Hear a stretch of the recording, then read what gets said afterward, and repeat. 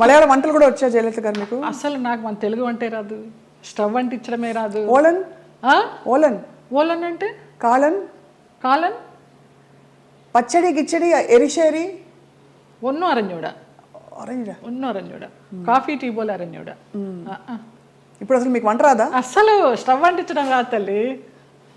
ఎంత ముద్దుగా చెప్పారండి. ఎలా మరి మరికి ఎవరు చేసి పెడతారు? మా మేనమామ కొడుకు వాడు నలభీమ పాకం వాడే అన్ని. మార్నింగ్ అక్కడ సోఫాలో కూర్చున్నానంటే నైట్ డిన్నర్ వరకు అన్ని అక్కడికే వస్తాయి. వా క్వీన్ అనమాట అంతే. పోతే పోనీ లేదు దునియా గోలీ మారు దునియాకు అంతే. ఒక సన్యాసి జీవితం, ఒక మహారాణి జీవితం అన్నీ.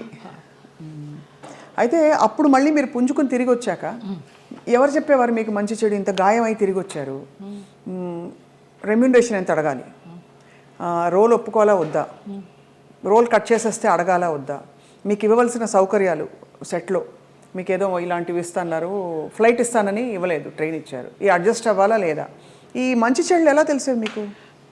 తెలీదమ్మా. ఇప్పుడు నేను చెప్తున్నాను కదా, ఒక మోస్తరు సినిమా అయితే వాళ్ళు ఏదో చెప్పేవారు, ఇన్ని రోజుల క్యారెక్టర్ అమ్మా అని. నేను ఒక రెమ్యునరేషన్ అడిగేదాన్ని, అది కాదమ్మా కొంచెం తగ్గించండి అనేవారు. సరే, కానీ రెమ్యునరేషన్ ₹1 తక్కువైనా పర్వాలేదు, కానీ మర్యాద తక్కువైతే మాత్రం నేను భరించలేను.